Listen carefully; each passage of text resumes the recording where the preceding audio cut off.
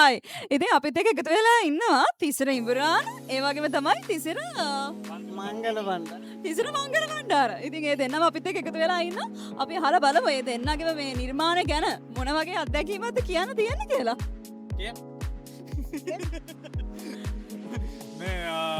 ඒගැන ඇත්තම කතාව චිත්‍රපටිය ගැන කතා කරන්න කලින් ඇත්තරම මේකේ අපි ඊළඟට කරන්න මොකක්ද කියන චිත්‍රපටිය කියන එක ගැනතම අපි ඇත්තර මුලින්දම් කතා කරේ. ඉතින් සහ ඒ කතා බහ ඇතුළේ අපිත් එක්ක අපේ මිත්‍ර සමාගම ඒ කියන්නේ අපිත් එක්ක ඉතාම අවුරුදු 20කට වැඩි යාළුකම් තියෙන කට්ටිය තමයි ඉතින් මේ චිත්‍රපටියට සම්බන්ධ වෙන්නේ. ඒකට අපි හැරෙන කොටත් දන්නවා අපි කොහොම මිනිස්සුද කියලා ඒගොල්ලන් හැරෙනකොට අපි දන්නවා මොකක්ද කියලා. ඒතකොට ඒ තියෙන වයිබ් එකත් එක්ක තමයි අතර මේ ප්‍රොජෙක්ට් එකත් ඕන වෙන්න හේතුව.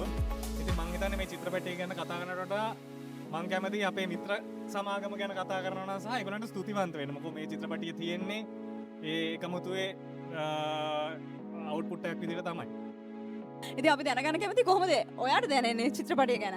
චිත්‍රපටිය ගැන අර ඉතින් කියපු කතාවම තමයි. ඒ කියන්නේ චිත්‍රපටිය අස්සේ අපිට පේන්නේ ඇත්තටම අපේ යාළුකම් ටික තමයි මේ හරිත ටික කතාවක් කියනවා. නමුත් ඒක අස්සේ ඊට වඩා ජාති ටිකක් මට දැනෙනවා. මොකද දැන් අපි ගොඩක් කල් ඉඳන් මේකත් එක්ක වැඩ කරා සහ මේ දේවල් එක්ක ගනුදෙනු කරලා විතර චිත්‍රපටියෙන් එහා කියපු දේවල් තමයි දැන් අපිට හිතෙන්නේ. දැන් මං හිතන්නේ ප්‍රේක්ෂකයන්ට දැනෙන කතාවට එහා තියෙන කතාව කිව්වොත් ඇත්තටම මේ අපේ යාළු පිට් එක තමයි මේක අස්සේ තියෙන්නේ.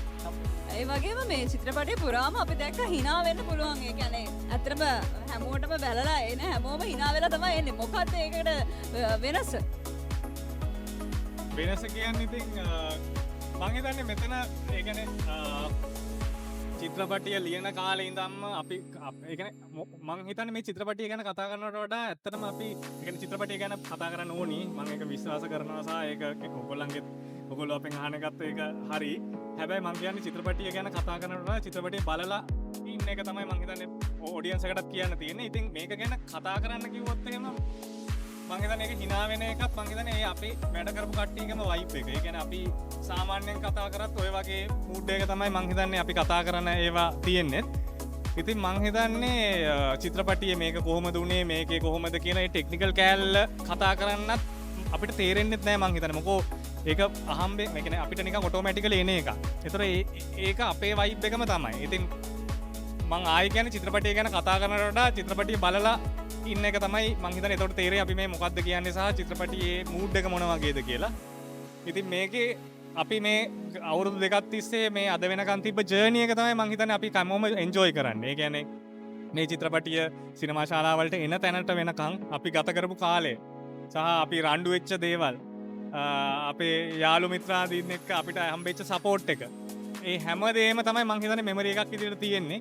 ඉතින් ඒකත් එක්ක මං හිතන්නේ ඔඩියන්ස් එක චිත්‍රපට ශාලාවලට ගිහිල්ලා බැලුවොත් එහෙම ඒ තියෙන සීන්ස් හරි ඒවත් එක්ක ඒගොල්ලන්ට එන මූඩ් එකට මොන හරි අනුගත වෙලා ඒකට hina වෙනවද අඬනවද කියන එක ඒක ඒගොල්ලන්ට පාරයි.